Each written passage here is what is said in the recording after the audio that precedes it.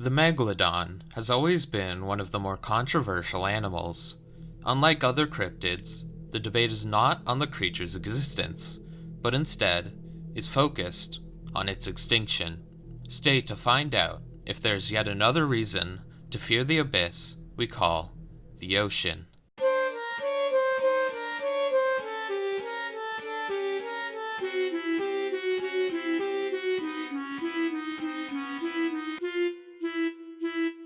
I've already reviewed the idea of the Marianas Trench holding the secrets to the megalodon's survival, and while that video has a few mistakes, it simply is a barren and cold environment that could not sustain a megalodon. Even giant squid don't go that deep. Instead, I want to shift our focus to where the sightings and biology lead us. This first report I will delve into is famous, or infamous, among megalodon cryptozoologists and skeptics. That of David Steed. David Steed is a marine biologist, ichthyologist, oceanographer, conservationist, and writer. This caused him to take an interest in a report of a massive shark attacking and damaging a crayfishing boat. I found a scientific article titled "Of Megalodons and Men, Reassessing the Modern Survival of Otodus Megalodon," which covers a lot of the most prevalent and compelling megalodon evidence. I find the article to be a good stand-in for the skeptical side of the arguments, and I will use it as such, including, in this case, recorded by David Steed. The first point of discussion is, of course, the size. The article states that they saw a shark,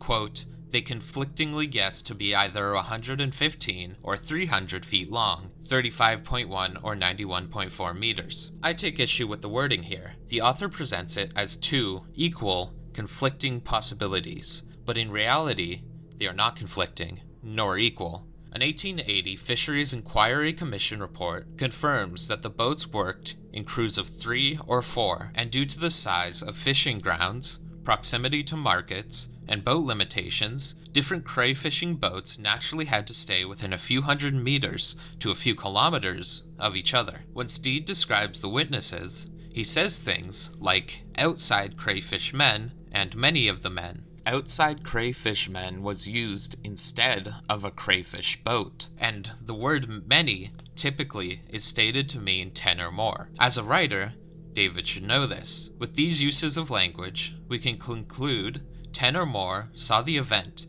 which lines up with historical records along with Steed's language, which is important to note as we further analyze the language used when Steed imparted the size to the reader. He states one of the crew described it as at least 300 feet, while the 115-foot measurement was referred to in plural as others, which implies 3 or more. So it isn't conflicting. It is a single outlier that conflicts. The rest is seemingly actually pretty cohesive. The author used the word either, but it's actually more like unanimously 35 meters, unless you believe this one guy. Either way, Steed and the author of the paper we are reviewing both say it is an exaggerated size. The author then states that Steed's view of size was based on an outdated view that megalodons were 80 to 90 feet. I'm not sure why this matters.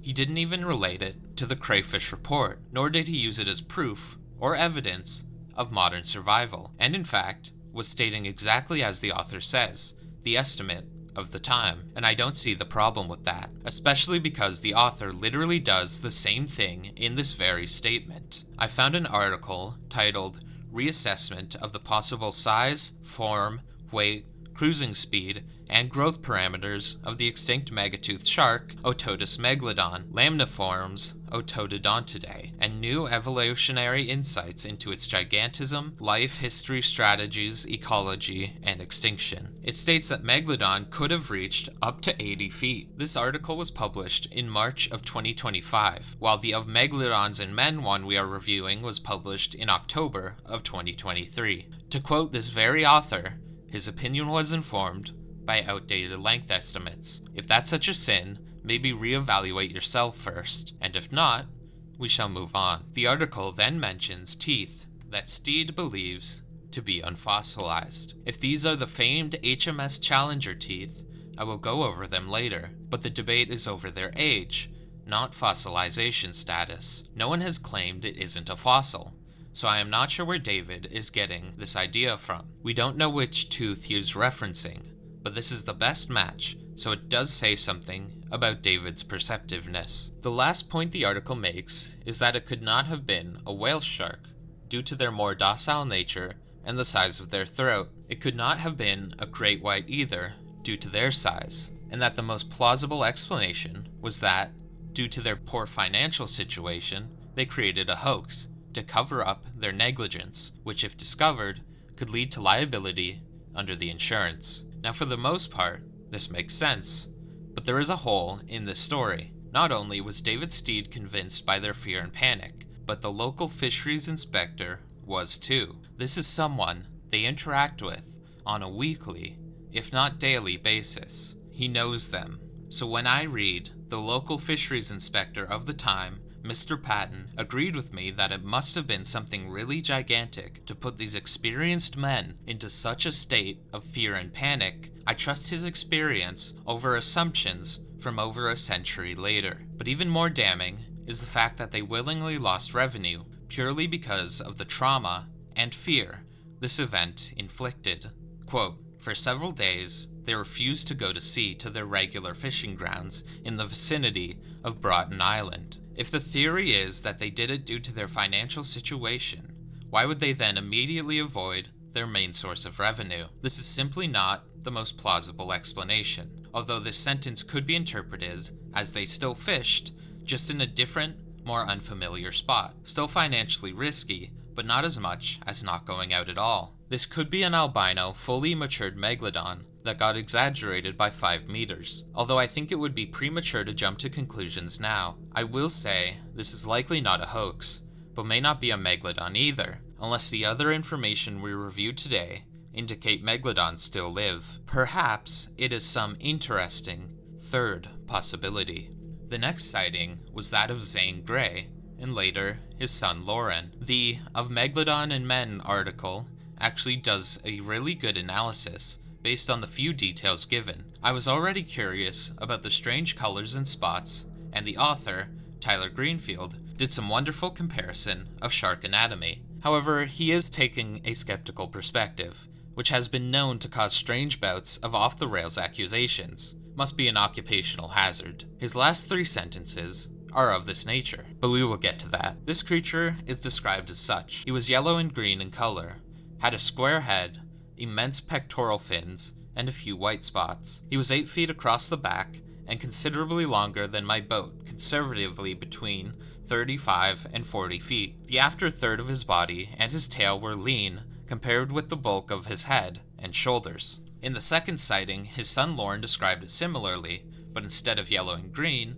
said it was yellowish brown in color. Instead of 35 to 40 feet, described it as 40 to 50 feet, and identified the white spots as barnacles. He also added that it had a large tail that protruded out of the water and had a round head 10 to 12 feet wide. Interestingly, at the time, the megalodon was seen as having a more pointed nose like the great white, while modern scientists think that it had a more square-shaped head like a tiger shark or bull shark. Both described it as having a square-shaped head, which they could not have known, giving a lot of credibility to their sighting. Tyler Greenfield actually calls this an inconsistency, as megalodon were still thought to have pointed snouts at the time of his publishing. But once again, this scientific view has changed since then.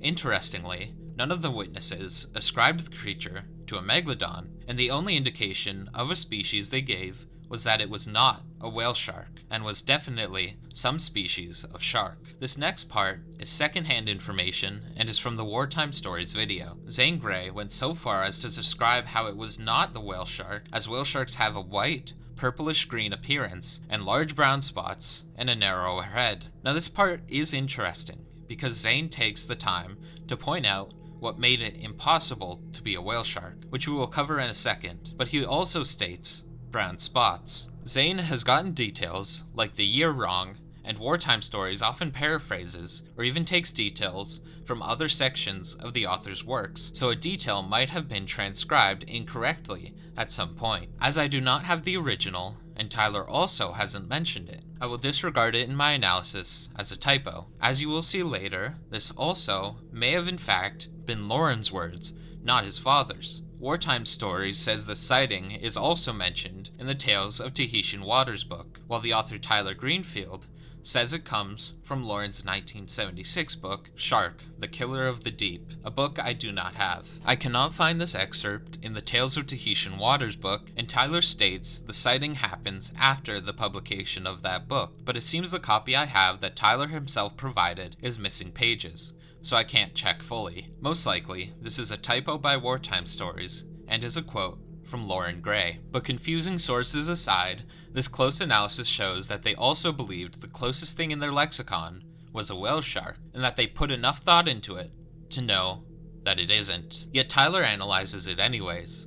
The two main color pattern details that show it is not in fact a whale shark, he attributes to non-optimal lighting and water clarity. He says the head is wider than the body, like a whale shark, and unless Wartime Stories relayed the information incorrectly again, Zane or Lauren mentioned that the head was actually even wider than that of a whale shark. The author also references the fact that Zane had previously thought a whale shark looked green, before correcting himself and saying it was actually blue. The best assumption I can give for why this was mentioned is that Tyler thinks it shows Zane cannot identify colors correctly since his initial perception was wrong. To me it shows instead someone willing to double check, which strengthens the facts of the case, not weakens them. Although with the previous confusion of brown spots added in, there may be some sort of color blindness at play, or some miscommunication of the actual reported details. The author also states that the disregarding of tuna is congruent with whale sharks, as a tuna would be too big. This is true, however they may also be too small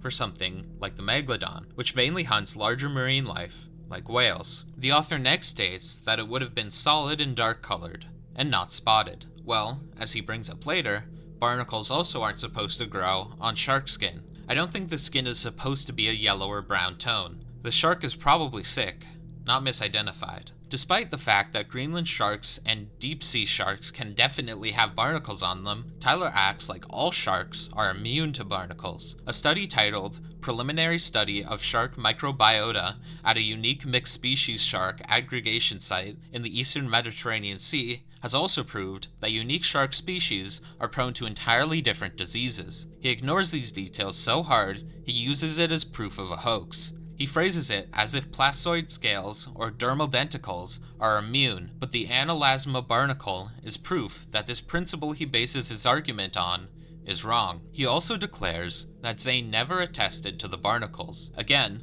the Wartime Stories account may have confounded the two individual sightings, but Zane definitely mentioned white spots. Lauren is just the one credited with recognizing what those spots are. He then talks more about the conspiracy of Lauren's plan. Tyler states that the creature was larger because Lauren wanted to be better than his dad's sighting, and he waited long after his father's death for a similar purpose too. I will say, I found quotes of Lauren saying he was jealous of his dad, but let me tell it a different way, and we can see which is more likely. Lauren got closer, hence the barnacle identification and the more precise, yet slightly differing details. He also had better sight as a youth than his dad, who was 6 years away from death during Lauren's expedition.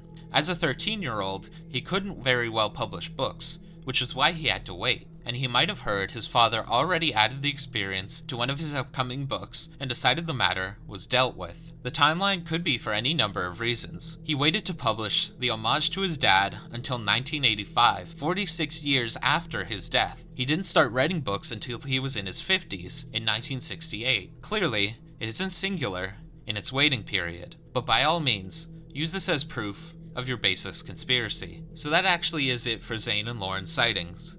The chances of the creature they encountered being sick and then seeing another of the same sick creature seems unlikely, especially considering it is by all accounts an extinct creature brought back to life. But if we go back to the analasma barnacles I mentioned, they are mainly seen in deeper waters. Whatever ailment this creature has might be regional. They also went to the same location of a creature that lives for a long time. Eventually finding it is lucky, but it still being in the region isn't. So the probability here does throw doubt on the story. As with the previous story, It would not be truthful to dismiss this as entirely a hoax, but I also wouldn't say it is definitively a megalodon without compelling evidence cropping up next. Like the previous story, the color and some other details don't match quite like they should to an actual megalodon. The next sighting the author discusses is J.S. Elkington's sighting. Elkington describes it as yellowish-white and over 35 feet. He ruled out a basking shark and said it was a great white. It remained in the same spot within 10 meters of the boat for 30 minutes. The author also references Theo Brown's sighting of a captain seeing one over 85 feet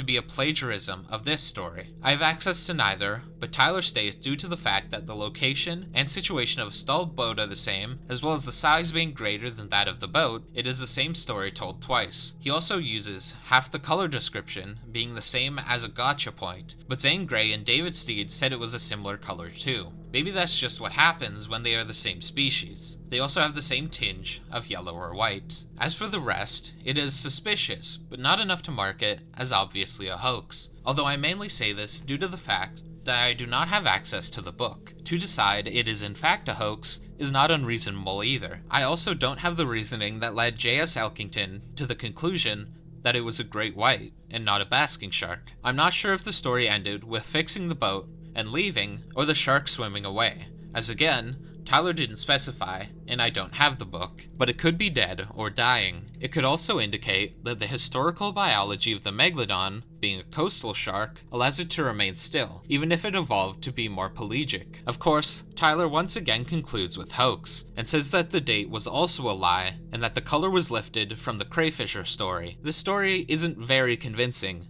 but I also don't have the itchy trigger finger that Tyler has. I don't have enough information or access to the primary sources to call this a hoax. But it is not of any use scientifically either, so let's talk about the last sighting the author goes into. It can be traced to a 1969 book by Pierre Cloisterman titled Des Poissons si grands, translated to Such Large Fish. This incident occurred 15 years before the time the book was written. So in 1954, the story was told by the captain of the cutter that had been attacked. This cutter was named Rachel Cohen. These events took place during a storm off Timor on their way to Adelaide. These locations fit with the other South Pacific sightings. After experiencing a shudder on the boat when near Timor, they later docked in Adelaide. The damage to the boat was 17 very large shark teeth embedded in the wooden keel and arranged in a semicircle with a radius of almost a meter. The specimen that caused the damage was estimated at the time to be up to 24 meters long. But was it real? Tyler seems to have found many reasons why this story is actually a false mix of other stories, and his reasoning is solid, so this one will be ruled a hoax. I also think 17 teeth being dislodged in one bite is far-fetched. This last direct sighting is hard to find the original source for, so we will go on the wartime stories telling of events. A USN petty officer and a few other crewmen saw dolphins